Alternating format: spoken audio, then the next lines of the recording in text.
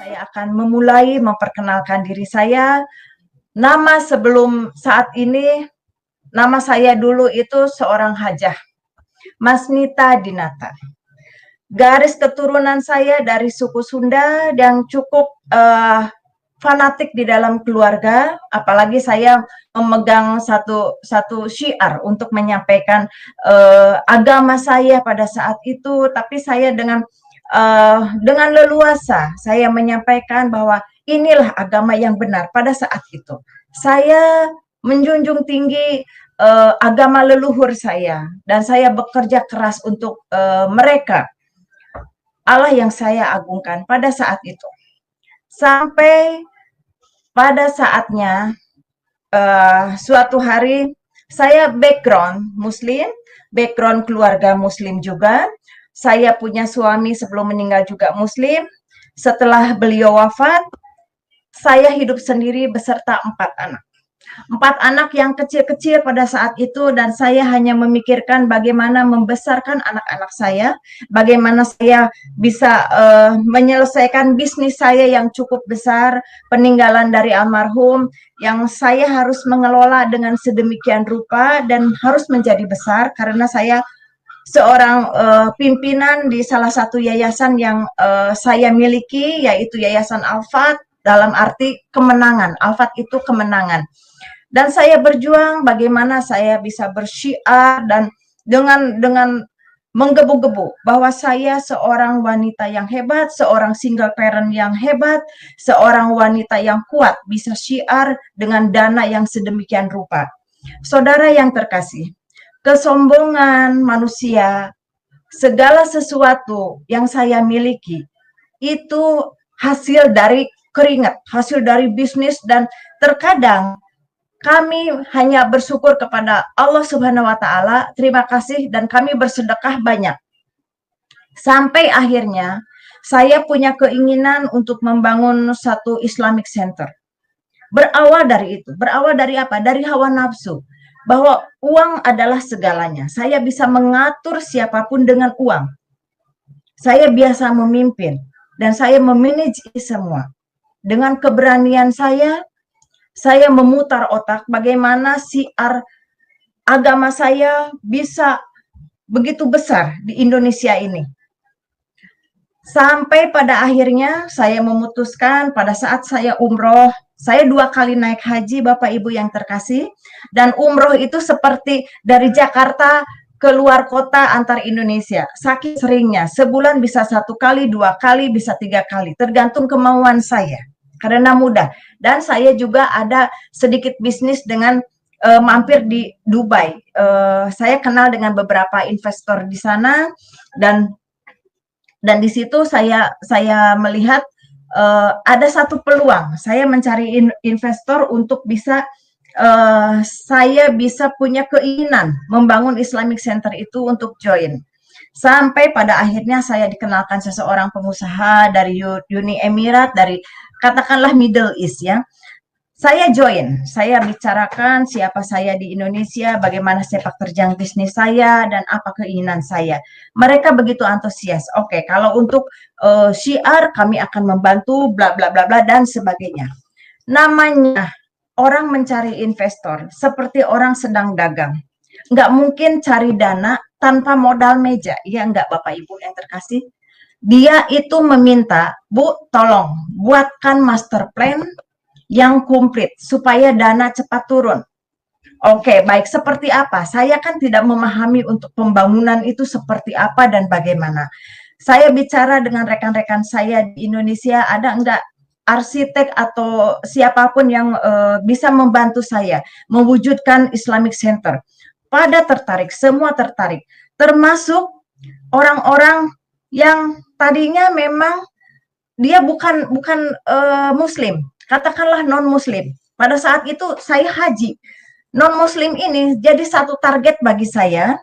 Kalau dia berhasil, saya bicarakan, karena waktu itu saya seorang jihad lah. Dikatakanlah saya berjuang bagaimana bisa mu'alaf. Seseorang itu bisa mu'alaf. Sampai akhirnya orang itu mau, dan Bu, saya akan buatkan gambarnya, gambar masjid, gambar ini, gambar itu, dan lain sebagainya. Nanti di pertengahan saya akan bukakan bagaimana master plan itu, bagaimana seed plan itu. Malam ini saya akan bicarakan bagaimana kasih Tuhan menjangkau saya dan rekan-rekan saya yang akhirnya kembali kepada Kristus. Semenjak itu saya begitu semangat untuk melobi berapa dana yang saya habiskan, saya tidak peduli. Yang jelas Islamic Center saya harus berdiri dengan segala kekuatan. Saya harus menjadikan ini real seperti itu. Jadi ada kesombongan, ada hawa nafsu bahwa semua itu kalau orang punya dana, kalau orang punya duit, sampai saat ini sepertinya dunia ada di tangan.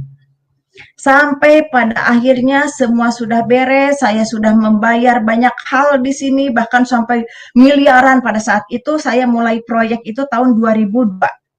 Sampai 2 tahun kemudian, 2004, saudara yang terkasih, apa yang terjadi?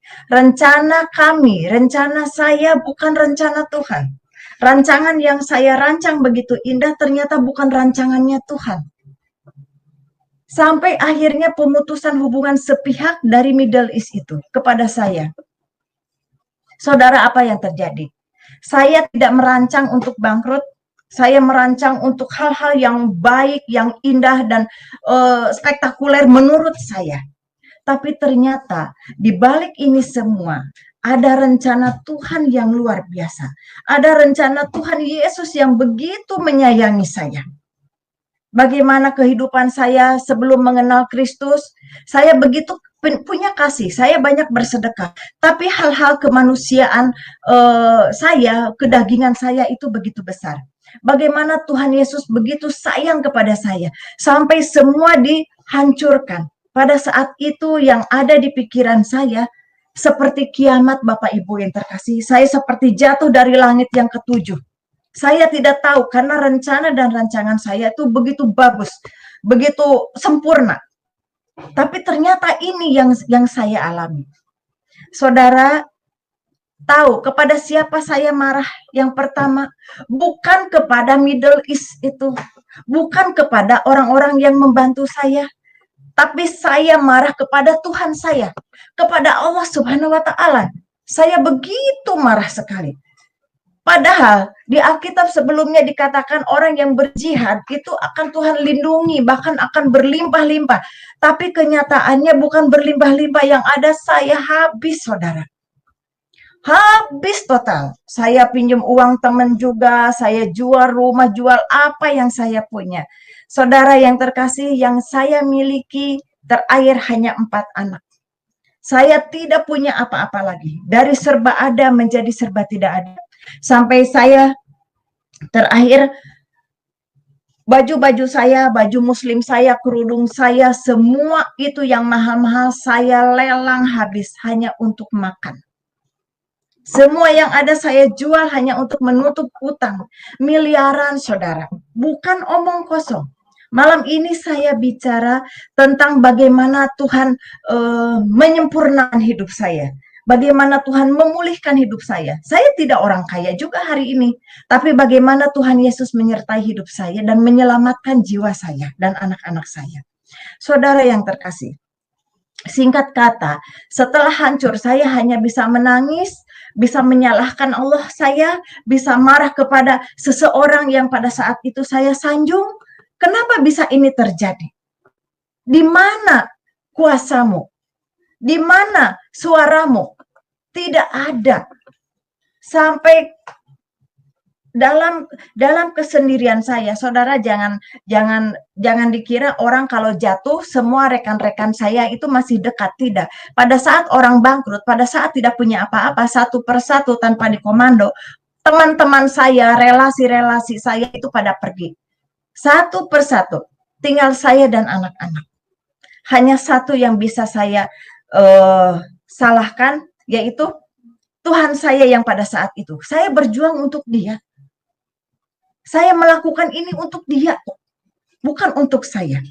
Tapi di situ ambisi saya juga ada. Karena saya terus terang pada saat itu, saya tidak suka dengan orang Kristen, saudara. Saya sangat membenci Tuhan Yesus. Yang saya pikirkan bagaimana Islamic Center bisa berdiri. Tapi bagaimana saudara pada hari ini, pada malam ini, kasih Tuhan bukan membenci saya, tapi Dia yang pertama menolong saya. Singkat cerita saudara, pada saat itu saya sudah habis-habisan, saya tinggal di rumah petak. Di rumah petak yang tidak ada apa-apa, hanya satu lampu. Tahu sendiri rumah petak seperti apa, saya dan anak-anak tidur di situ, apa-apa aktivitas di situ. Saya tiap malam itu rajin tahajud, saya berdoa, tapi tidak pernah ada jawaban. Kenapa ini bisa terjadi? Kekecewaan, kemarahan, putus asa, dan sebagainya berkecamuk di dalam rumah petak itu. Tidak ada yang menolong saya. Relasi saya pergi semua, teman saya pergi semua, orang-orang hebat dari organisasi-organisasi relasi saya juga tidak ada yang datang karena tahu Ibu Haji bangkrut. Islamic Center-nya nggak jadi. Beda dengan sebelumnya, semua mengaku saudara, mengaku teman, dan siap membantu. Seperti pasukan. Tapi begitu komandannya hancur lebur, tanpa dikomando mereka pergi saling menyelamatkan diri. Tapi yang ada pada saat itu, bagaimana saya melangsungkan hidup dengan anak-anak, dengan uang yang tersisa dari miliaran saudara, tinggal 15.000. 15.000 perak mau beli apa? Bagaimana hidup saya besok? Sudah tidak ada lagi yang bisa saya makan. Satu persatu saya jual untuk bisa mempertahankan hidup. Sampai akhirnya suatu malam saya sudah sangat putus asa, sangat letih untuk berteriak kepada Tuhan saya. Saya capek menangis dan saya capek minta tolong kepada rekan-rekan yang ada hinaan. Mungkin salah jalan kali, mungkin begini-begini. Beda dengan pada saat saya punya uang, dikit-dikit request money. Tapi setelah ini semua, oh kamu mungkin salah jalan.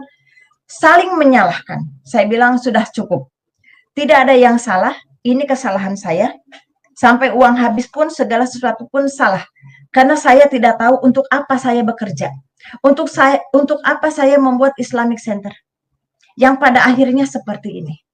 Saudara yang terkasih, dengan uang 15.000 perak itu, dan saya melihat anak-anak, bagaimana ini ke depannya.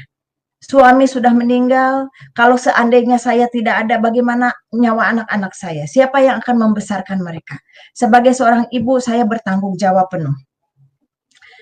Yang ada di pikiran saya, pada suatu malam saya sholat tahajud. Dengan kemarahan saya begini, ya Allah, ini sholat saya yang terakhir, di dalam sholat tahajud saya. Istikharah pun sudah tidak ada jawaban. Sholat saya yang terakhir yaitu tahajud. Ya Allah, ini sholat saya yang terakhir. Besok mau ke surga, mau ke neraka, saya sudah tidak peduli.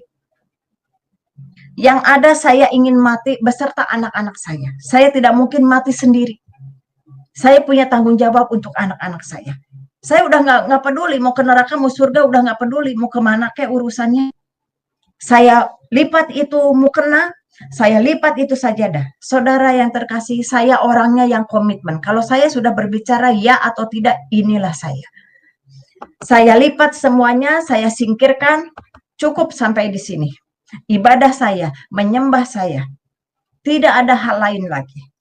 Uang 15.000 itu saya lihat dan besoknya saya langsung ke toko terdekat membeli racun serangga, obat nyamuk cair. Saya beli waktu itu kurang lebih mungkin 9.000, harganya masih ada sisa kembali dan saya berpikir udah untuk malam, acara malam, bukan sholat lagi, bukan minta tolong lagi, bukan minta apa-apa lagi, yang ada acara massal, bunuh diri massal.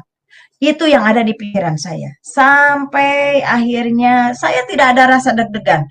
Saya hidup udah pasrah. Itulah kalau dikatakan di titik nadir saya udah nggak bisa apa-apa lagi. Cuman yang tersisa hanya sebotol cairan, obat nyamuk, dan anak-anak. Dan waktu yang tersisa.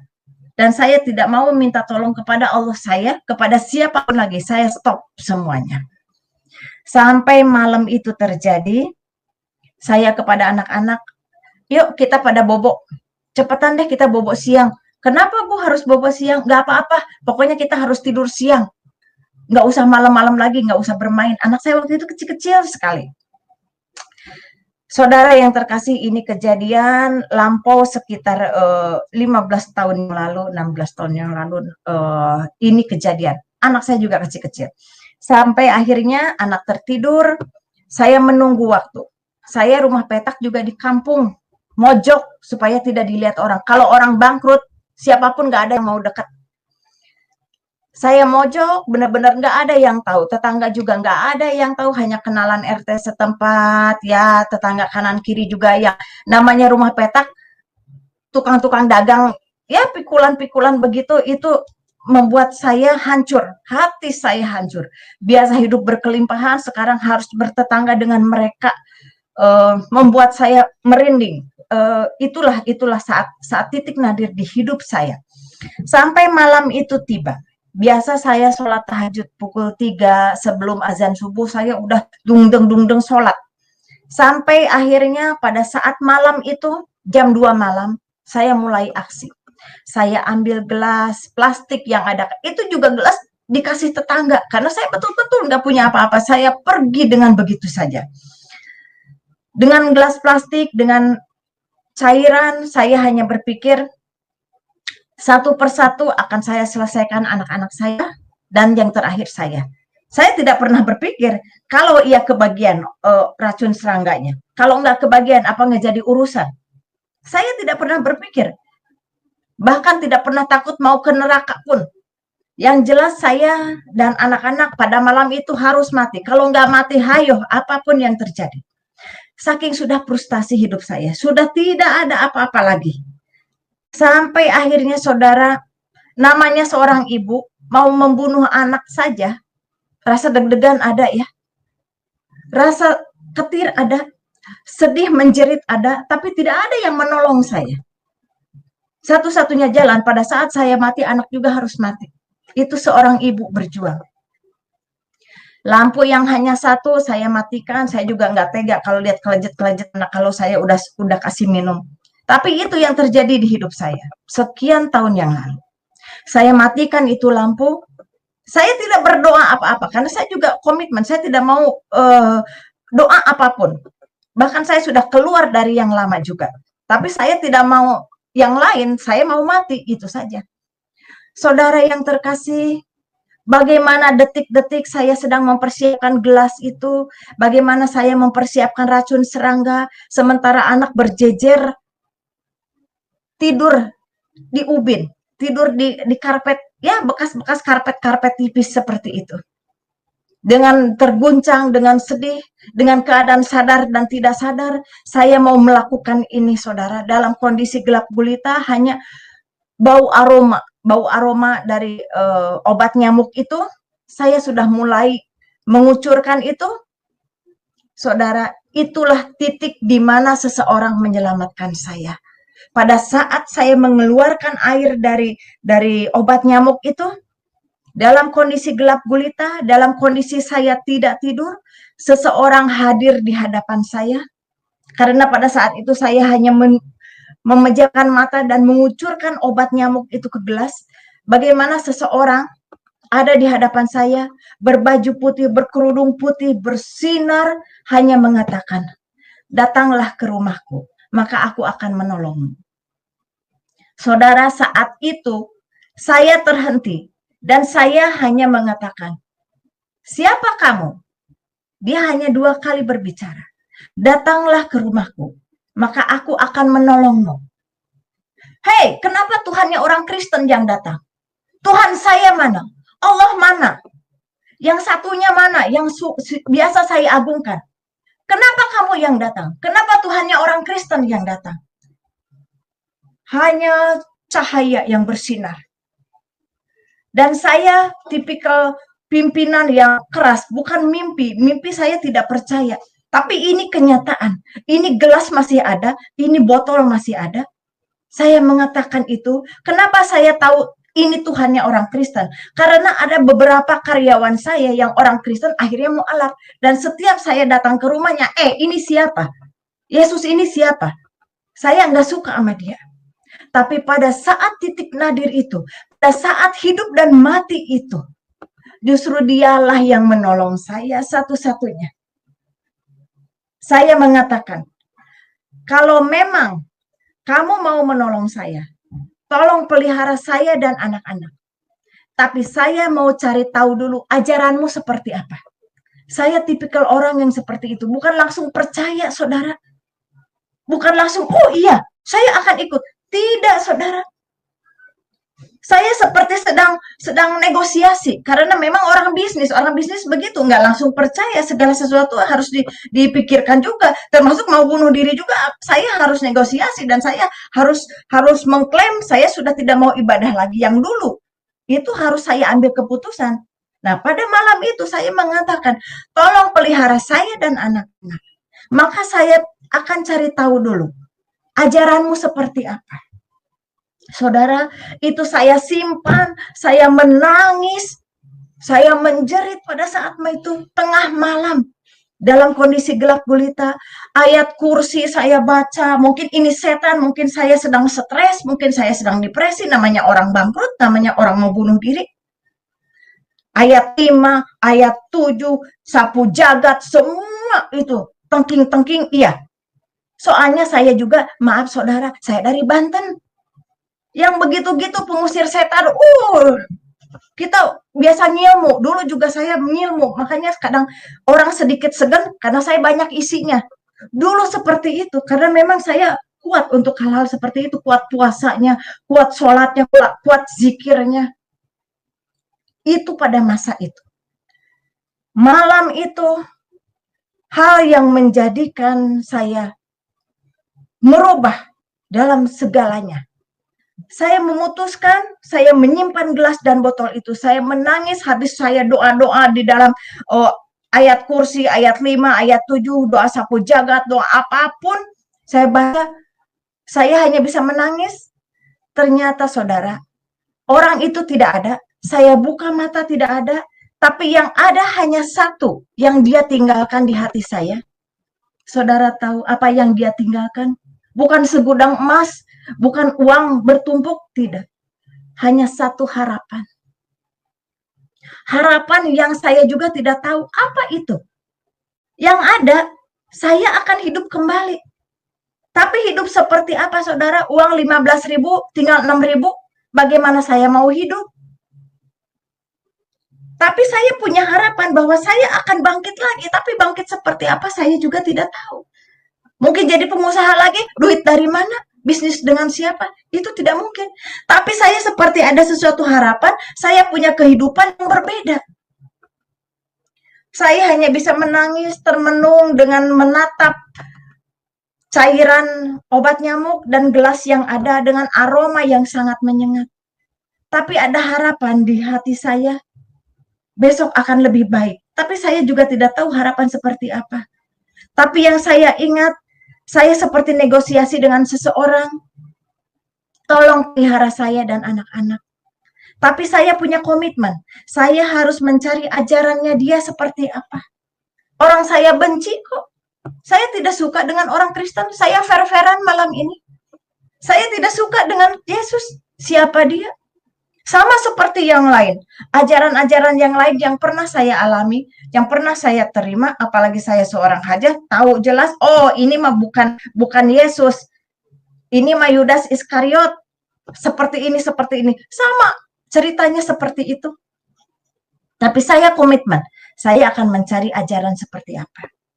Sampai malam itu berakhir, subuh berakhir, saya hanya merenung, mata sembab, habis menangis, seperti malam itu seperti sesuatu yang dahsyat, yang luar biasa dan hanya sekejap. Saya tidak pernah mengalami hal itu. Saya biasa bertapa, saudara ya, untuk ngisi-ngisi ilmu. Tapi pada malam itu sangat jauh berbeda. Dan saya tidak tahu apa yang terjadi. Yang ada harapan dan saya berkomitmen mencari ajarannya. Dan saya yakin dia akan menolong saya. Dan dia akan, maksud saya akan membantu saya dan anak-anak. Akan merawat saya dan anak-anak. Seperti apa saya juga tidak tahu. Sampai pagi itu terjadi, saya pindah ke rumah petak itu di kampung. Tidak ada orang yang tahu, namanya orang bangkrut, ngumpet. Sampai akhirnya ada seseorang yang ngetuk pintu dan dia mengatakan, tok tok tok tok. Oh, siapa ya? Kok ada tamu sini? Saya kaget. Saya kaget sekali. Udah semalam kaget didatengin seseorang yang saya juga baru melihatnya. Udah saya juga kaget mau mati nggak jadi. Sekarang kaget lagi ada yang ngetok pintu. Saya bukakan pintu. Selamat pagi Pak. Mau cari siapa? Oh maaf Bu, ini rumahnya Ibu Nita ya? Oh iya Pak, Bapak tahu dari mana? Saya tanya lah, orang dia tahu kok nama saya. Bapak tahu saya dari mana? Bapak itu hanya mengatakan dengan tenang, Bu, saya dari tetangga sebelah, RT sebelah katanya. Saya tahu Ibu berserta anak-anak, Ibu janda dengan anak yatim ya Bu ya katanya. Saudara, dulu saya janda-janda kaya, saya sering bersedekah kepada anak-anak yatim. Tapi saat pagi itu ada seseorang bilang, "Ibu janda ya," katanya, "ini dapat sedekah," katanya sama anak yatim. Saudara, itu saya seperti tersentak lagi, seperti seperti meledak. Kok saya sampai sehina itu gitu ya? Bagaimana hidup saya? Saya udah nggak berani lagi bilang ya Allah, udah nggak berani cuman ya ini bagaimana saya? Tapi bapak-bapak itu bawa sekantong kresek. Ibu katanya ini ada jatah ibu untuk ibu dan anak-anak katanya. Kami dari RT sebelah, jadi ibu mohon ini diterima. Oh baik Pak, terima kasih. Yang ada di pikiran saya harus ngasih makan anak-anak, udah selesai. Si bapak itu siapa namanya, saya juga tidak menanyakan. Baik Pak, terima kasih. Saya tutup pintu. Saya hanya merenung. Ini apa lagi? Kejutan apa lagi? Saya udah nggak ada yang bisa dimakan, sisa uang malah dari 15.000 tinggal 6.000. Sekarang ada seseorang yang datang, udah malamnya ada yang kaget juga datang ke saya. Sampai mau mati pun saya nggak jadi. Saya buka itu kresek, saudara. Sembako dari seseorang yang dikasih, plus ada amplop. Saya buka isinya 25.000. Biasalah sembako ya, ada beras, ada yang lain-lain. Dan saya tidak tahu siapa yang mengirim. Tapi saya tegaskan, saudara yang terkasih, Bapak Ibu yang terkasih, dari seluruhnya, saya memilih Kristus bukan karena sembako ini ya, tapi karena ada harapan dan keselamatan yang Tuhan Yesus tawarkan kepada saya, dan saya mengikuti ajarannya dengan begitu luar biasa. Ini hanya menyelamatkan pada saat itu. Tapi saya tidak mencari ini. Tapi seseorang datang menyelamatkan saya pada saat itu. Kembali saya bercerita. Saya punya uang 25.000, punya sisa uang 6.000. Saya orang bisnis. Bagaimana saya bisa melanjutkan hidup? Saya punya sembako yang ya mungkin hanya 1 minggu. Dengan 4 anak yang cukup kecil-kecil. Saya harus kasih makan mereka.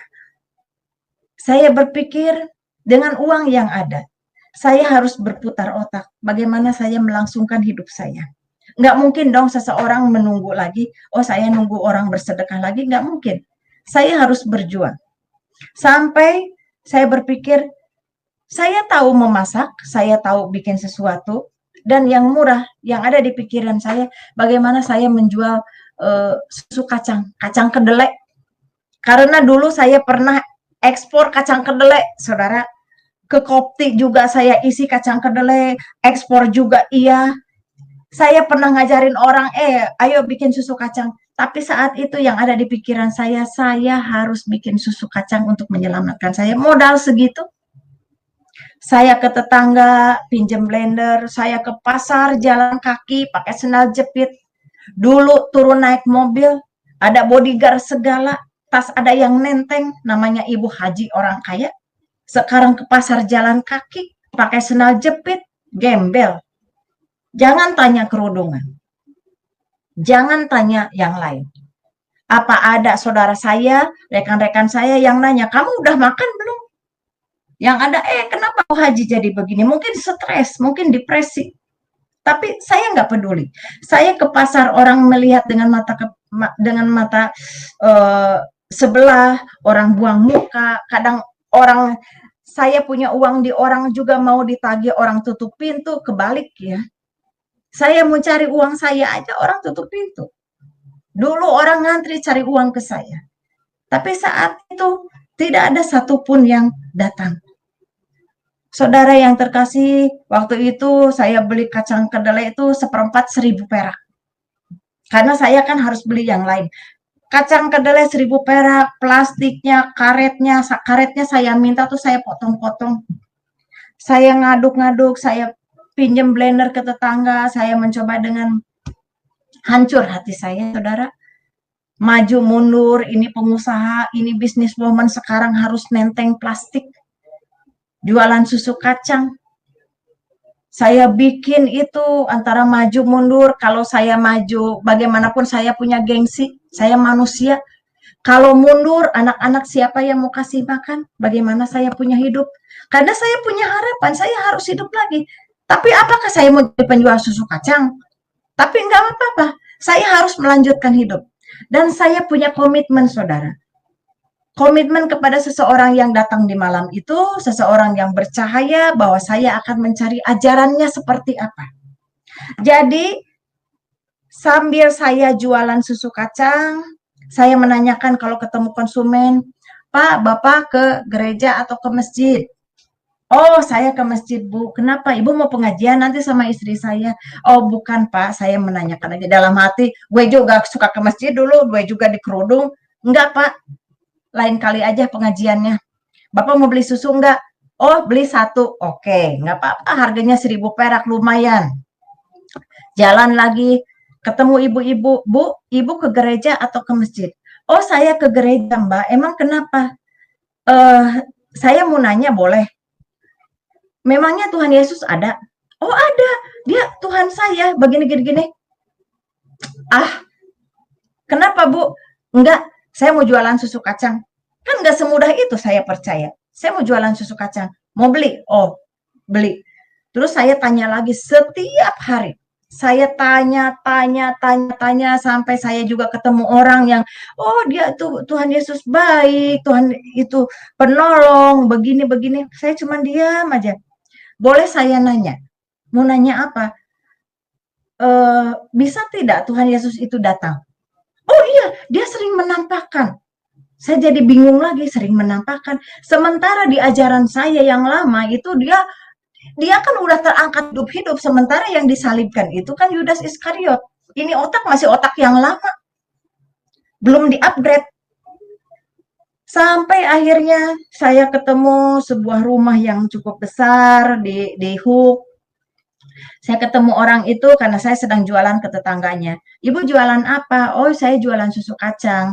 Oh, ibu mau beli? Boleh. Nah, boleh menjadi langganan saya. Boleh, tapi jangan pakai gula. Iya, Bu, baik. Soalnya dia diabetes. Baik. Dia langganan ke saya baik. Terus saya tanya, ibu ke gereja atau ke masjid? Oh, kami ke gereja. Kata gitu. Kenapa? Oh, enggak, saya mau nanya tentang Tuhan Yesus itu siapa sih? Oh, dia ceritakan Tuhan Yesus begini-gini. Terus, oh, kalau mau tahu tunggu ya, katanya suami saya kebetulan gembala.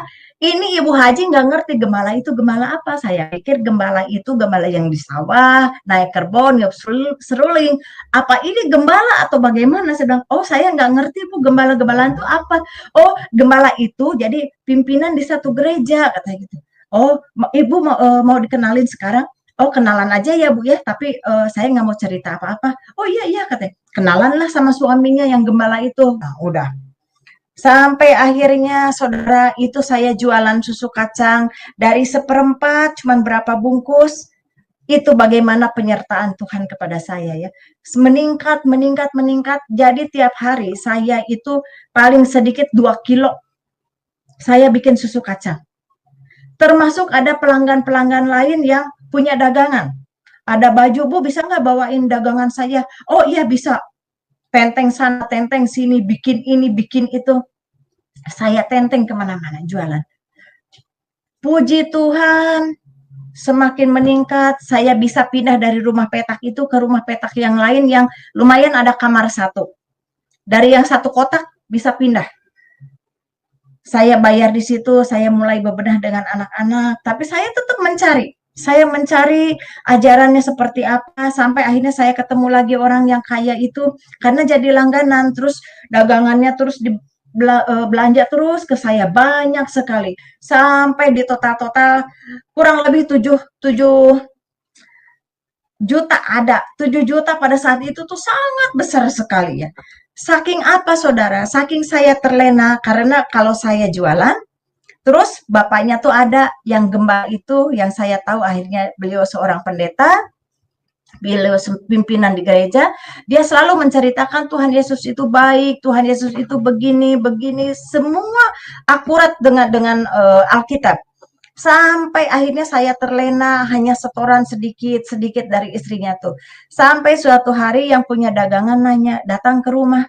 Bu, maaf saya mau nanya, katanya. Ibu sudah bawa dagangan saya banyak, katanya. Kira-kira bisa setoran kapan agak banyak ya Bu, karena saya harus berputar. Memang iya juga. Di ibu ini sangat besar, hampir 7 juta. Sementara di yang lain sedikit-sedikit dan ya lumayan lancar lah. Ya, saya bilang, tunggu ya Pak ya, saya mau ke rumahnya dulu. Saya datang ke rumahnya yang besar itu. Saya ketok lagi. Karena dia sepuh ya, dia panggil saya Mbak Nita. Oh Mbak Nita, ada apa lagi katanya? Bikin apa sekarang? Oh enggak Bu, saya enggak bikin apa-apa. Kebetulan di rumah ada yang datang, yang punya dagangan. Maksudnya enggak, dagangan itu sebetulnya dagangan punya orang, saya dagangin, saya cuma ngambil untung sedikit. Nah, kebetulan dia nanyain, kebetulan Ibu besar utang ke saya. Dia agak kaget. Saudara, apa yang terjadi? Saya bukan mau membuka aib, tapi ini perjalanan hidup saya. Tahu nggak itu seorang ibu tua itu? Dia keluarkan. Ayo Manita katanya, tolong buka kalung saya. Emang kenapa Bu? Saya bukain. Dia lepasin. Ini katanya, kamu bawa ke pasar. Ini suratnya. Dia cari-cari. Ini suratnya. Kamu jual ini kalung. Nanti uangnya buat kamu katanya, buat bayar dagangan. Aduh maaf, saya nggak mau seperti ini. Saya tidak pernah jual-jual barang orang seperti ini. Saya bilang gitu. Saya butuh uang karena orang yang punya dagangan nunggu di rumah saya. Nggak, maksud saya bayar dulu pakai ini. Ini ada uang sedikit nih. Ini ada 500 pegang. Nah ini kalungnya ke pasar jual katanya itu. Itu saya kan ditunggu orang. Saya jual ke pasar. Cuman dapat nggak sampai 2 juta. Ditambah uang yang cash 500 udah pakai ongkos. Terus saya pulang ke rumah, saya kasih ke yang punya dagangan. Tunggu ya Pak, saya bilang gitu, doain aja, saya juga sedang mencari, sedang menagih.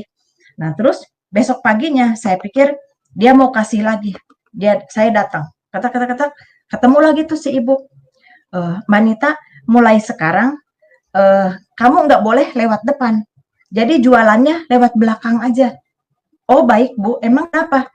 Mbak Nita tahu kan, suami saya kan gembala, suami saya kan hamba Tuhan, saya kan nggak ngerti.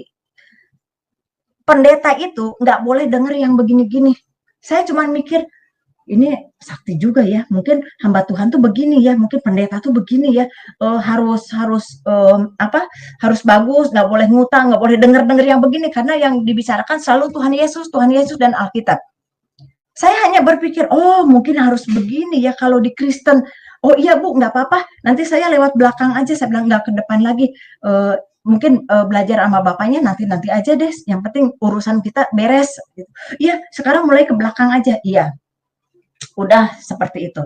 Sampai akhirnya saya bolak-balik ke belakang, ketemu ibu, ngasih 100, ngasih 200. Wanita nggak ada, nanti aja. Tapi harus lewat belakang. Dan saya tuh seperti dengar amanat agung ya. Oh ini pendeta nggak boleh dengar yang begini, nggak boleh cerita, pokoknya apapun ya yang suami saya tanya nggak boleh cerita. Iya, ya saya tuh denger ya, karena dia seorang pendeta, seorang gembala. Sampai akhirnya pagi-pagi saya datang, ketok-ketok lewat dapur, pintu belakang, yang buka itu si bapaknya. Saya kaget, saya bilang, selamat pagi Pak. Oh iya, salam Mbak Nita, gimana katanya?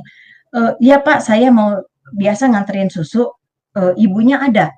Oh ibunya lagi nganterin cucu saya katanya ke sekolah, ini kebetulan supir nggak masuk, mobilnya kan berjejer, mobil tuh berjejer, kebetulan supir nggak masuk katanya, jadi istri saya yang nganterin cucu saya. Oh emang kenapa Pak, Mbak Nita? Oh nggak apa-apa Pak, saya hanya mencari ibu saja, mau nganterin susu.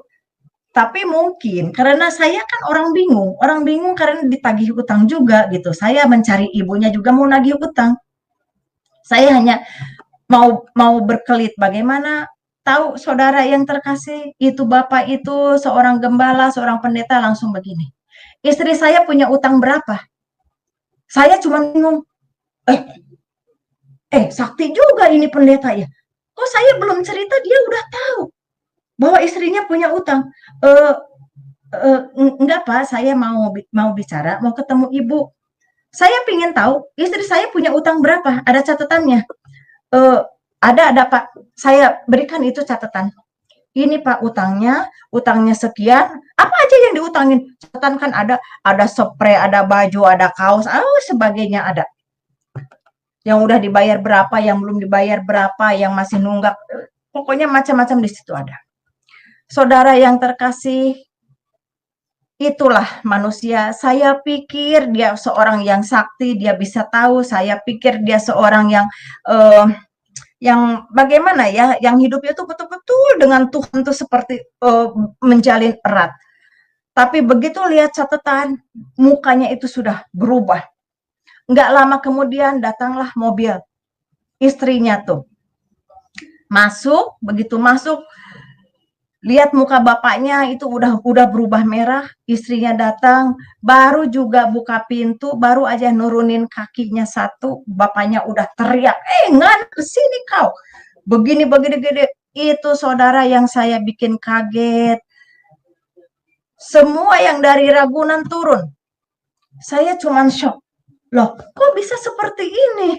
Saya cuman kaget seperti dua orang yang berbeda. Beberapa hari yang lalu dia mengajarkan dengan kelemah lembutannya seperti apa, tapi pada saat itu di pagi-pagi itu saya harus melihat ini semua seperti seorang yang membuat saya shock terapi. Sampai saya bilang gini, ibu saya tidak menceritakan ini semua, tapi bapak yang menanyakan kepada saya, oh iya Nita, nggak apa-apa sih, ibunya udah gugup, udah nangis di situ, udah maki-maki, terus ada anaknya yang laki jadi ngamuk, jadi nonjok pintu atau lemari, bakbuk rame seperti itu. Saya cuma nanya, oke deh, kalian kalau mau berantem, cuman ini siapa yang mau bayar? Terus kata bapaknya tuh, saya masa bodoh, saya tidak akan membayar ini semua. Cari aja yang lain. Saya nggak mau bayar ini, kamu bayar ke istrinya seperti itu. Nah istrinya seorang ibu tua, tapi memang perlente. Saya bagaimana lagi? Ini siapa yang mau saya tanyakan? Siapa mau bayar? Sama semua juga. Akhirnya udah mereka masuk ke dalam, saya cuma bengong dengan bercucuran air mata. Saya berjalan melewati sela-sela mobil, berjejer 4 mobil, saudara. Saya lewatin mobil itu dengan menangis. Saya bilang, bagaimana ini bisa terjadi? Udah saya susah, baru dagang seperti ini. Dikasih lagi susah. Saya cuma berpikir, saya duduk di bawah pohon sambil bawa dagangan dan apa masih ada yang saya belum lakukan. Mungkin saya kurang sedekah, mungkin saya memang harus habis total. Tapi saya udah habis-habisan ini. Yang ada tinggal tanggungan utang. Saya hanya berpikir, ya saya harus punya tanggung jawab, saya akan membayar utang ini. Tapi nggak tahu bayarnya bagaimana. Saya hanya berpikir lagi, mau ngomong ke Tuhan Yesus, saya masih malu karena saya masih mencari ajaran seperti apa. Saya juga tidak tahu dibaptis seperti apa. Saya juga belum mengklaim bahwa Yesus adalah Tuhan saya. Saya masih ombang-ambing. Saya mau manggil yang lama juga saya sudah tidak mau. Karena saya komitmen tidak akan pernah memanggil lagi. Saya mau memanggil yang baru juga saya belum kenal-kenal banget. Jadi saya juga agak di persimpangan. Yang jelas saya harus membayar utang piutang ini. Sampai akhirnya pulang ke rumah, saya hanya diam, saya akan membereskan. Saya datengin, saya dagang lagi, terus dagang lagi.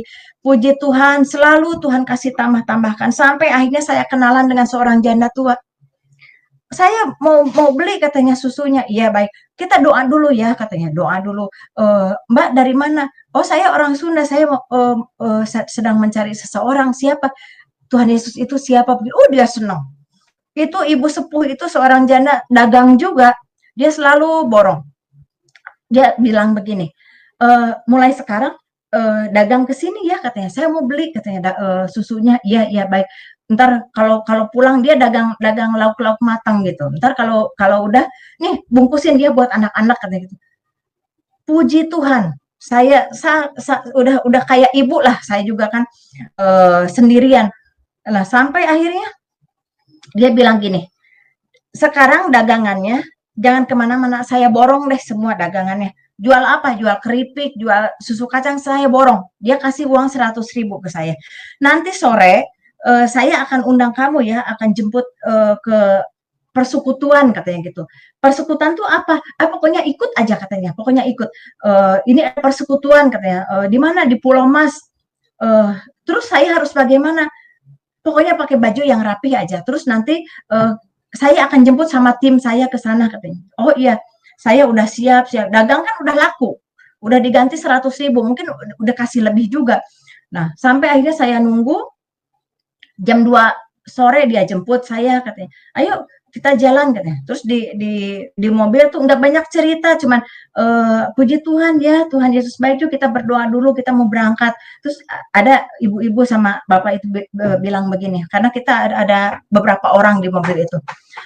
Mbak, nanti kalau disuruh bicara aja ya katanya. Bicara apa? Kesaksian. Kesaksian tuh kayak apa? Orang Muslim nggak ada cerita kesaksian. Kesaksian tuh kayak apa ya? Pokoknya cerita aja tentang ketemu dengan seseorang itu, katanya, yang malam-malam itu kan Tuhan Yesus. Oh, emang itu Tuhan Yesus ya? Iya, pokoknya cerita aja katanya gitu. Nanti kita akan dengar semua. Oh ya udah, nanti saya cerita deh gitu. Ini saya kan polos, orang nggak ngerti apa-apa, itu mau kesaksian kayak mau apa, pokoknya ikut aja. Sampai di Pulau Mas itu dikenalkan, oh ini katanya dari Kedar begini begitu. Saya bingung lagi, Kedar itu apa? Kedar itu apa? Dari Muslim katanya. Oh dari Muslim, oh iya iya iya. Terus akhirnya ada persekutuan, oh kumpulan. Saya berpikir, oh ini kayak kayak kumpulan zaman zaman saya dulu, kayak pengajian begitu, kumpul ibu-ibu atau bapak-bapak atau bagaimana. Oh ini ceritanya. Saya cuma diem aja sampai satu persatu ada yang nyanyi, ada yang nyumbang apa. Maaf saudara, itu rumah seseorang yang ternyata rumah di Pulau Mas itu dulunya dia kerja konjen kerja di Austria, selesai tugas pulang ke Indonesia, bikin persekutuan, jadi kayak ucap syukur gitu. Kalau kalau di Islam dulu kayak syukuran gitu. Oh ini ucap syukur. Sampai akhirnya giliran tim saya itu. Oh katanya, kami ada saudara dari Kedar, katanya kami memperkenalkan ini seorang ibu yang akan dipakai Tuhan luar biasa. Saya cuma bingung aja, dipakai Tuhan luar biasa apa? Padahal aku cuma jualan susu kacang gitu. Pikir cuma gitu aja, ini otak masih masih masih duniawi, masih kedagingan, nggak ngerti hal-hal rohani. Sampai akhirnya ibu itu bilang gini, dikasih mic, Mbak Nita, pokoknya cerita aja deh kehidupan Mbak Nita seperti apa, terus Mbak Nita ketemu Tuhan Yesus yang dahsyat itu seperti apa. Udah itu aja cerita deh. Udah, Bapak Ibu yang terkasih, dengan polos saya cerita ABCD seperti apa, ada yang nangis, ada yang puji Tuhan, puji Tuhan. Saya semakin bingung, ada apa ini? Ada yang kuasa Roh Kudus itu di situ begitu luar biasa. Tapi saya cuma kayak ada merinding. Tapi saya bercerita banyak hal tentang itu. Tapi sampai pendeta yang mau khotbah tuh, aduh Tuhan luar biasa, seperti amazing. Tapi saya bercerita sampai akhirnya udah selesai. Ini udah selesai, saya bilang seperti itu. Oh iya sudah, terima kasih. Begitu selesai, pendeta itu baru khotbah. Khotbah, tadinya dia punya khotbah seperti apa di rumah persiapan. Begitu dengar kesaksian saya, bagaimana Tuhan mengubah seseorang. Bagaimana Tuhan memberikan satu harapan kepada seseorang. Bagaimana Tuhan menyelamatkan jiwa seseorang. Yang saya pikir dulu, waktu saya masih di seberang sana, saya masih di tetangga sana. Saya begitu tidak suka dengan kekristenan. Saya fair. Saya tidak suka dengan Yesus. Saya selalu menghakimi mereka, tapi pada saat itu justru dia yang menolong saya. Luar biasa. Saya hanya menyampaikan bagaimana kasih Tuhan kepada saya, kepada saudara, kepada pemirsa, kepada penonton yang malam ini ada. Tuhan tidak akan terlambat menyelamatkan saudara, bagaimana Tuhan menyelamatkan saya dan anak-anak saya. Saudara tidak terhenti sampai di situ. Sampai akhirnya berbagai cerita tentang Ibu Haji yang murtad. Sampailah terdengar kepada organisasi-organisasi yang cukup besar. Mereka mulai mencari saya, mereka menanyakan, kok kenapa kamu tidak datang ke saya minta tolong, kenapa tidak begini begitu, dan yang marah juga banyak, yang tadinya saya dipanggil warawiri, sampai akhirnya mereka mengasih saya proyek. Bu Haji, mungkin kita bisa kerjasama lagi, saya ada proyek deh, katanya gitu. Saya akan kasih proyeknya, saya hanya mengatakan, saya sudah tidak tertarik dengan proyek, saya cukup nyaman dengan jualan susu kacang dan saya punya harapan untuk hidup. Kok katanya saya dengar-dengar Ibu Haji sudah ikut, siapa itu katanya? Kumpul-kumpul sama orang-orang dari seberang sana. Sekarang katanya, Ibu sudah ikut-ikutan katanya, ke gereja lah. Ikut-ikutan Yesus lah. Itu nggak benar. Itu nggak ada Yesus-Yesusan, itu hanya cerita. Saya hanya mengatakan, sebetulnya saya tidak ikut Yesus. Saya tidak ikut Kristen, tapi Tuhan Yesus, Tuhannya orang Kristen, masuk di hati saya. Dia memberikan harapan kepada saya di saat tidak satupun orang yang sanggup menolong saya. Bahkan Tuhan saya di masa lalu. Tidak ada relasi pun yang datang kepada saya. Semua menyingkir. Hanya Dia, Tuhan Yesus yang saat ini saya kenal. Hanya Dia yang datang kepada saat saya di titik nadir yang paling dalam. Pada saat saya hidup dan mati. Bahkan saya rencana membunuh anak-anak saya supaya mereka tidak terlantar. Mungkin ibu harus berobat, mungkin ibu harus tenang dan sebagainya. Saya bilang mohon maaf, saya berterima kasih mau diberikan proyek, saya berterima kasih dirangkul kembali, tapi saya punya komitmen, saya sedang mencari ajarannya Tuhan Yesus dan saya akan terus mencari ajarannya yang benar untuk hidup saya, tidak untuk yang lain. Jadi saya mohon permisi dan saya akan kembali berjalan sambil jualan susu kacang lagi. Gak apa-apa, kekurangan juga tidak masalah, tapi saya dalam pemeliharaan dan penyertaan Tuhan saya. Saya belum dibaptis, tapi saya yakin Dia menolong saya. Dia Allah yang hidup bagi saya. Saya tidak minta pertolongan, justru saya minta pertolongan kepada Tuhan saya yang lama, yang datang melalui Tuhan yang baru, yang tidak saya kenal.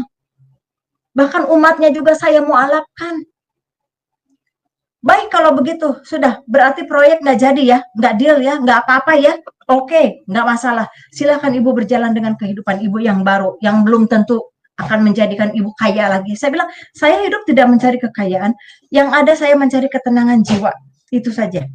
Dan akhirnya saya keluar lagi dari organisasi yang besar, mereka tutup mata, akhirnya saya ditendang habis, segala cemoohan, dipanggil sana, dipanggil sini, sampai akhirnya bosan saya dikirimin hal-hal yang secara magic juga, supaya saya kembali dan sebagainya. Sampai akhirnya saudara, namanya, saya kalau jatuh, keluarga besar saya juga tidak tahu apa yang terjadi dengan saya. Sampai akhirnya pas liburan, anak-anak biasa sekolah mewah, ini sekolah di kampung, pas liburan, aku mau ke rumah nenek, katanya mau ke rumah keluarga, itu kebetulan dia pulang ke Garut. Ya udah anak-anak dengan senang dia ketemu saudaranya. Kita kan hidup di rumah petak yang udah lumayan lah, ada kamar satu. Oke deh, kita ke Garut. Saya tinggalkan anak-anak kan liburan. Saya kembali ke Jakarta. Kembali berpetualang, mencari ajaran Tuhan, sampai datang ke kedutaan Vatikan, menanyakan hanya mencari siapa itu Yesus. Sampai akhirnya saya diperkenalkan dengan seseorang, dia ajarkan saya siapakah itu Yesus, dan saya masih tetap belum yakin. Saya masih harus mencari lebih lagi. Akhirnya saya datang ke Garut, mungkin saatnya harus terbuka di keluarga saya, saudara. Datang ke keluarga saya, muka mereka sudah berbeda. Yang tadinya datang dengan cucunya senang-senang, sekarang tuh udah berbeda. Langsung dihadapkan kepada pengadilan syariah. Saya langsung disidang saat itu. Dia langsung menanyakan, kakak saya yang laki-laki, kamu sekarang jadi orang Kristen ya? Saya bilang, saya kaget. Kok bisa sampai? Saya kaget, ada apa ini? Saya bilang, loh, Ada apa ini? Saya seperti pura-pura. Kamu sekarang jadi orang Kristen ya? Kamu ikut-ikutan seperti orang orang kafir. Kamu sekarang jadi kafir. Lebih baik kamu mati di tangan saya daripada kamu jadi kafir. Sedang tunggu dulu. Ada apa? Kakak saya yang laki itu mau mukul saya. Ditahan sama kakak saya yang laki. Namanya di sidang keluarga besar di situ ada. Nih ya, asal kamu tahu. Lagi liburan, anak kamu katanya mau dikasih makan, bukannya baca Bismillahirrohmanirrohim, malah begini. Kita semua kaget. Terus mau apa? Anak kamu begini. Namanya saudara yang terkasih, anak kecil-kecil. Tempo hari kan saya bawa tuh ke Jakarta, ke gereja, saya bawa ke persekutuan, diajarin berdoa sama sama rekan-rekan saya yang baru tuh, Bu, katanya cara berdoa orang Kristen begini-gini. Anak saya tuh kecil-kecil waktu itu, ngikutin, dibawalah ke kampung. Saudara yang terkasih, itu kakak saya marahnya seperti apa itu di meja itu kalau kumpul keluarga kan ada kue, ada buah, ada pisau buah di situ dan lain sebagainya. Anak saya juga kumpul di situ. Itu kakak saya yang pas di atas saya. Saya punya kakak 5, saya anak ke-6. Keluarga besar saya 6 bersaudara, saya paling kecil. Itu kakak saya yang paling kalau dikatakan di Garut cukup punya nama. Dia ambil itu pisau, lebih baik saya bunuh kamu hari ini juga. Satu kali lagi saudara, pada saat itu dengan amarahnya kakak saya dengan pisau di tangan, dia mau membunuh saya, nggak tahu bagaimana dia keserimpet kaki di kursi, namanya dia sidang syariah itu ya, itu kan di karpet, itu kursi disender-senderin, semua meja-meja disender-senderin, itu keselimpet di kursi karena dia ambil pisau itu di meja, dia mau bunuh saya, habis keselimpet, pisau itu jatuh, kesempatan saya kabur saat itu dan saya pergi dengan anak 3. Yang kecil itu masih kecil, saudara. Masih kecil dan nggak bisa dibawa kemana. Itu pinternya keluarga saya. Yang 3 saya angkut semua, lari.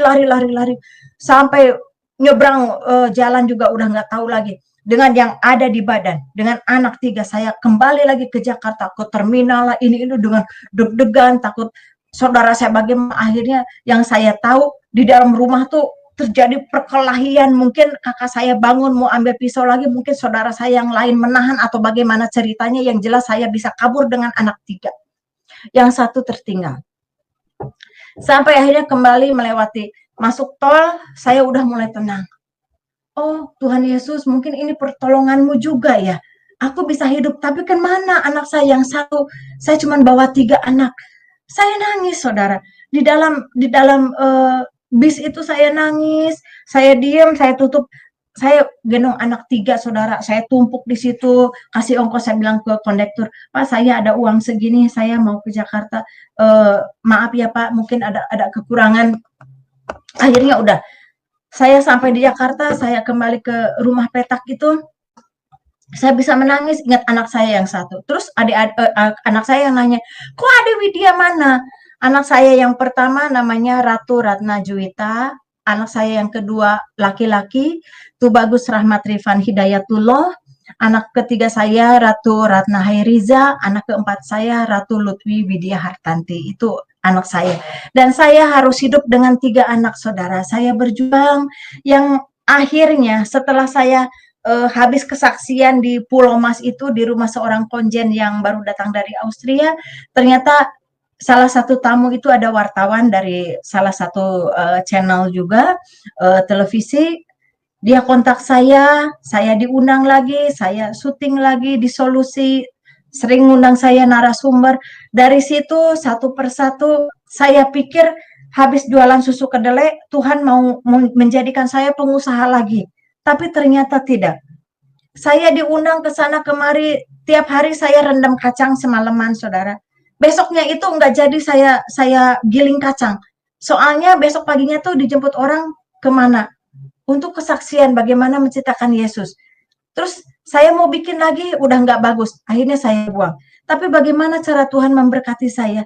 Itu puji Tuhan, akhirnya saya bisa dari rumah petak 1, saya pindah ke rumah 2 kamar. Saya bebenah di situ sama Tuhan, saya pingin ada doa di sini, pingin hidup normal, tapi saya juga belum dibaptis, bagaimana ini ya? Itu satu penyerahan diri harus total.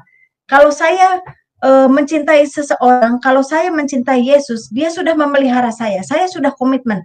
Dia sudah menyertai hidup saya, berarti saya harus sepenuhnya menyerahkan hidup saya. Ini juga pergumulan. Terkadang masih ingat masa transisi iman itu tidak mudah, saudara. Kalau saya ambil keputusan dibaptis, berarti saya harus total meninggalkan muslimah saya yang lama. Berarti tek-tek bengek yang masuk ke neraka dan lain sebagainya itu akan terjadi pada saya. Bagaimana? Bapak kamu kan sudah meninggal, pasti langsung masuk ke neraka juga. Udah kayak tahu aja dia di akhirat seperti apa. Tapi saya komitmen. Saya harus total kepada Tuhan, saya harus dibaptis, saya harus menyerahkan hidup saya, dan saya harus mengikuti Yesus seperti apa. Sampai akhirnya, karena seringnya dipanggil sama organisasi-organisasi yang besar, karena saya punya link juga cukup besar, akhirnya saya dikenalkan dengan seseorang. Dialah yang menyelamatkan saya dan anak-anak. Dia bawa saya ke Ambon. Bu, katanya, saya tidak ada apa-apa, saya hanya beli tiket dari Angkatan Udara. Ibu naik Hercules aja ya ke Ambon, nanti di sana ada yang jemput. Ibu istirahat dulu di sana, ibu belajar tentang Tuhan Yesus. Kalau sudah komitmen, ibu sudah benar-benar ibu menyerahkan diri total kepada Tuhan Yesus. Itu angka jauh lebih baik supaya ibu selamat. Terus saya berpikir, terus gimana kontrakan saya? Ibu jangan berpikir itu. Nanti Tuhan Yesus punya rencana untuk ibu. Ibu tinggalkan itu semua. Ibu berangkat dulu ke Ambon. Saya berangkat ke Ambon, saudara, lewat Kemayoran, lewat itu Halim Perdana Kusuma. Lewat Hercules saya sampai ke Ambon itu, saya tidak tahu kok ini bagaimana. Ternyata di sana juga cukup baik-baik, cukup welcome. Mana habis ada kerusuhan waktu itu ya antara agama juga. Tapi pada saat itu kok baik-baik sekali ke saya. Yang Muslim juga baik, yang Kristen lebih baik lagi. Dia begitu welcome. Tadinya saya pikir, aduh ini bayangkan aja seorang Muslim disarang Kristen, mana habis dulu kan habis kejadian itu ya. Tapi mereka baik-baik kepada saya. Sampai akhirnya diajarin oleh seseorang pendeta yang betul-betul seorang rohaniwan. Tidak ada duniawi, tidak ada apa-apa, hidup sangat sederhana, tapi kuasa dan urapan Tuhan ada pada dirinya. Seorang bapak tua yang sepuh, tapi dia begitu bijaksana, begitu menyampaikan, begitu kuasa Tuhan menyertai kehidupannya, dan disitulah saya menyerahkan diri, saya minta ingin dibaptis. Tapi sebelum dibaptis harus ada pergumulan, harus melepaskan hal-hal. Saudara, tempo hari kan saya pernah memakai hal-hal yang seorang leader itu kan harus kuat, disegani dan lain sebagainya. Ini bukan hal yang gombal, tapi memang leader di sana itu supaya musuh itu tunduk dan lain sebagainya itu kan dengan ajimat-ajimat yang luar biasa. Itu harus dimusnahkan, harus dihilangkan dalam hal betul-betul dikosongkan. Dikosongkan dalam segala hal. Semua pengakuan dosa apapun dilepaskan pada malam itu. Dan setelah saya komitmen, saya berjanji saya akan ikut Yesus dan menerima Yesus sebagai juru selamat saya dan anak-anak. Saya dibaptis. Saya menyerahkan hidup saya total. Dan saya tidak mau mengingat masa lalu lagi. Dan saya memaafkan kepada orang-orang yang telah menghakimi saya, yang telah membenci saya, yang telah menipu saya. Bahkan saya juga bisa melepaskan pengampunan kepada keluarga Kristen pendeta yang kaya raya itu yang telah menipu saya. Saya bisa mengikhlaskan dan akhirnya bisa terselesaikan utangnya. Entah bagaimana, satu persatu, sedikit demi sedikit, yang hampir 7 juta itu saya bisa selesaikan. Dan saudara yang terkasih, cara Tuhan mengangkat saya luar biasa. Dari seorang penjual susu kacang, bagaimana saya harus hidup, bagaimana saya harus berjuang dengan anak 3, saudara. Karena yang satu ditahan keluarga, dan saya harus menandatangani surat perjanjian, saya harus lepas wasiat, saya harus lepas harta benda, tidak ada warisan kepada saya tanda tangan semua. Saya bilang, nggak peduli mau punya warisan atau tidak. Tapi saya punya Yesus, saya bilang gitu. Saya tanda tangan. Sign agreement, saya punya Yesus dengan keyakinan, padahal saya juga nggak punya apa-apa, tapi saya punya Yesus, saya katakan itu. Oke, kamu tanda tangan situ. tidak boleh ngutak-ngatik apapun. Kamu pergi dengan anak 3, tapi anak 1 anak kami. Saya agak tersentak, tapi baik, saya punya Yesus, saya akan pergi. Suatu saat anak saya pun akan kembali, entah bagaimana. Saya pergi, saya habis tanda tangan, saya tidak bawa anak-anak, saya titipkan di Jakarta, saya habis dari Ambon itu saya titipkan di Jakarta, anak-anak yang 3, saya kembali ke Garut karena harus tanda tangan, kayak dipecat hubungan keluarga lah gitu. PHK bener-bener, PHK warisan, PHK pemutusan hubungan keluarga, bener-bener total.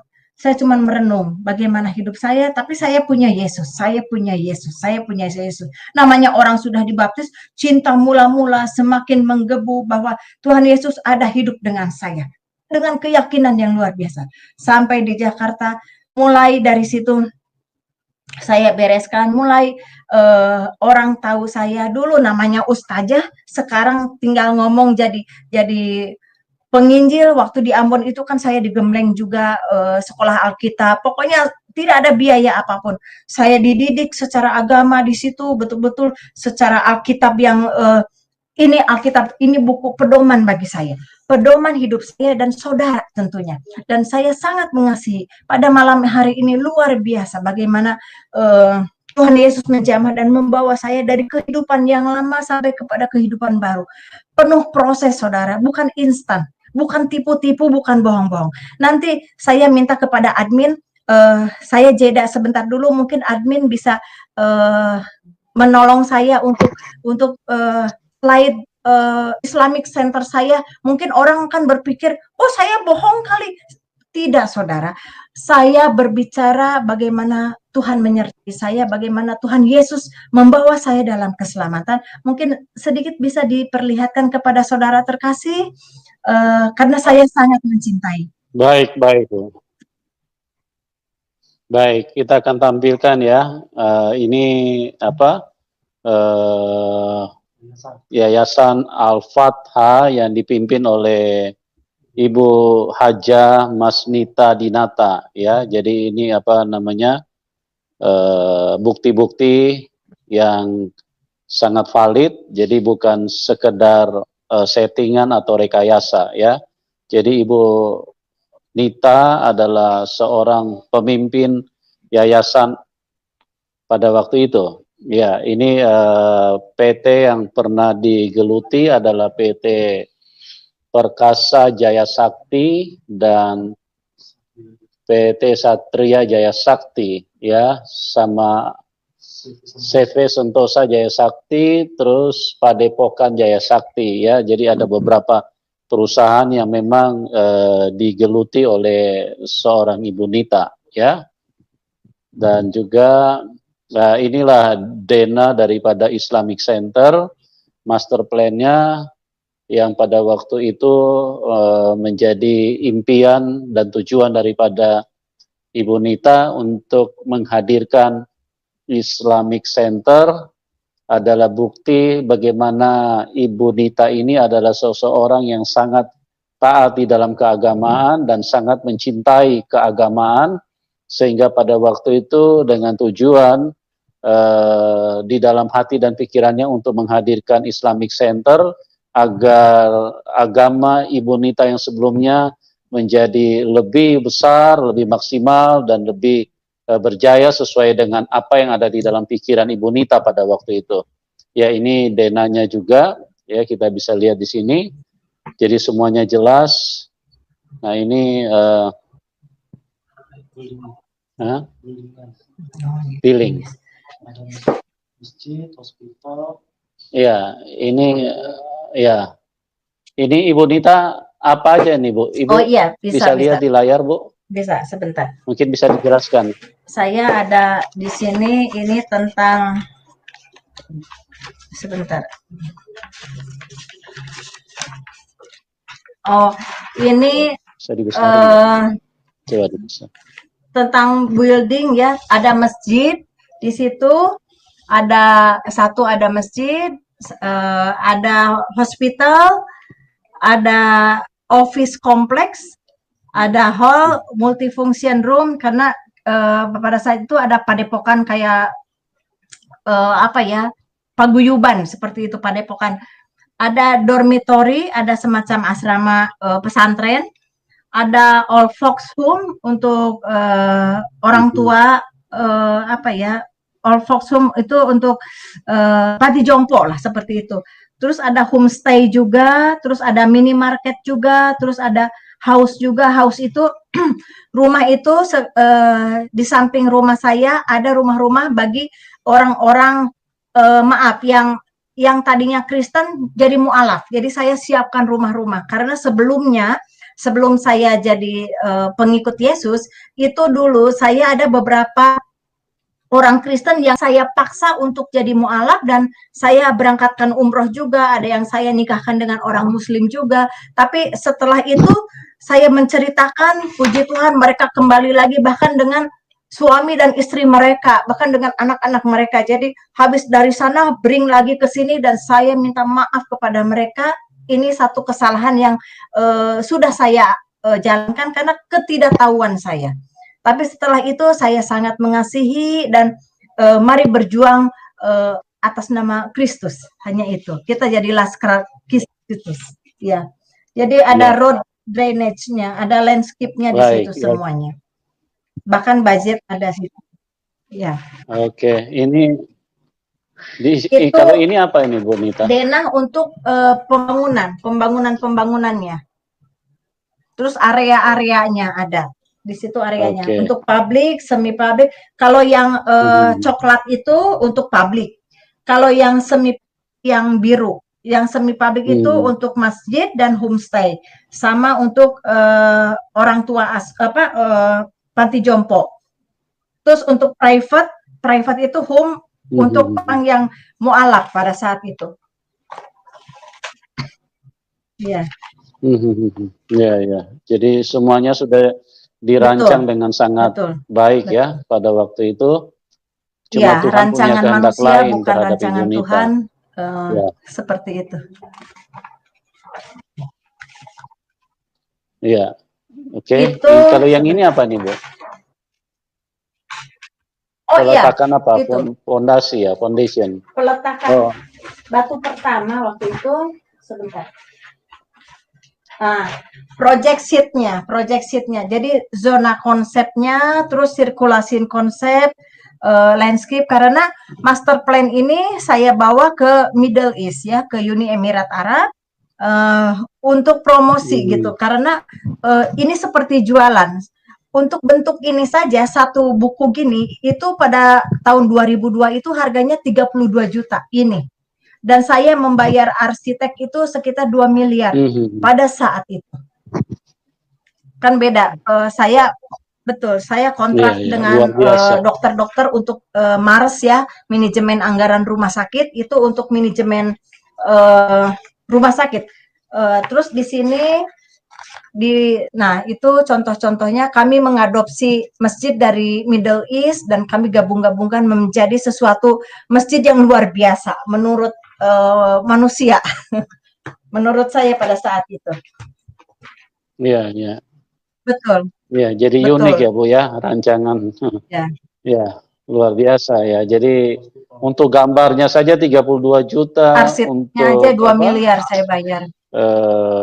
Arsiteknya 2 miliar. Jadi ini proyek yang sangat besar pada waktu itu dan mungkin pada waktu itu menjadi kebanggaan dari Ibu Nita ya pada saya waktu itu ya. Berkeinginan khususnya Jawa Barat itu ingin semuanya orang muslim. Semuanya orang muslim karena saya tidak suka Kristen, saya benci dengan Yesus pada saat itu. Jadi saya menggebu-gebu jadi Islamic Center terbesar seperti itu, manusia. Seperti itu, Pak. Nah, ini work schedule untuk building, infrastruktur dan landscape itu sudah sempurna, semuanya sudah sempurna.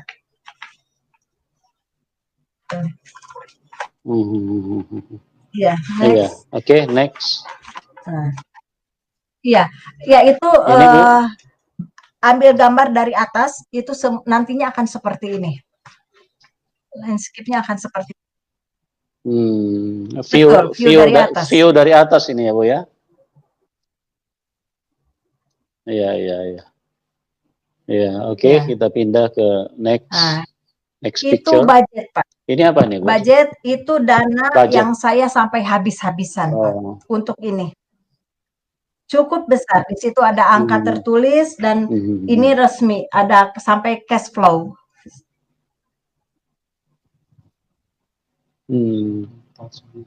Iya, apa 149 apa nih? Miliar apa? Iya. Oke. Ya. Sangat besar ya pada waktu Betul, mulai proyek 2002 ya, Bu, ya? 2004 hancur, ya seperti itu. Ya, oke. Nah, Kita baik. pindah lagi, next.